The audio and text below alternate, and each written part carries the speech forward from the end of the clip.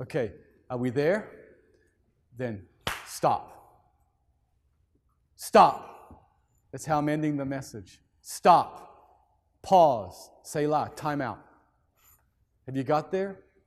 Is your heart according to God's heart? When you get there, stop. Now you need to stop. Now that the Lord has gained our heart, we have to be stopped. And the way we give ourselves for the building of God's house, according to what's revealed to David in 2 Samuel 7, we have to realize actually it's not we who build the house, but it's God who builds the house. And the way God builds his house is by working Christ as the Spirit into us. The building of God's house is the building up of Christ in us.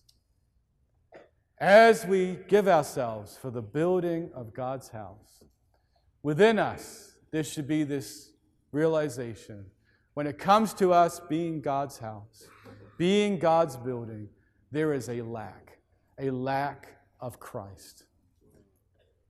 In order for there to be the building of God's house, there must be the building up, the increase of Christ within us.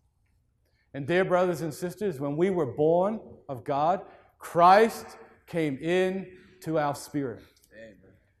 But we are a tripartite being, and Christ not only wants to be living within our spirit, but the Word reveals Christ wants to make his home in our heart.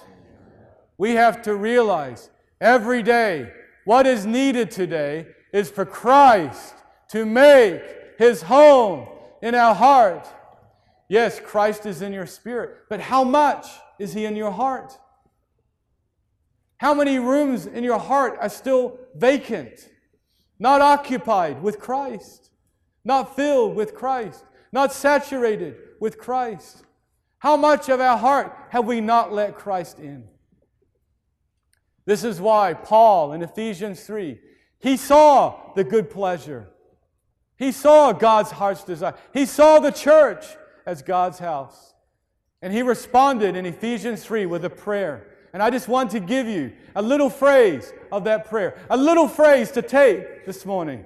And I'd ask you, pray this every day. Ephesians 3:17a. That Christ may make his home in your hearts. Every day, would you pray this prayer? Lord, today, make your home in my heart a little more today. Seems like a little prayer, but that little prayer gives God the way to do so much. To make his home in our heart.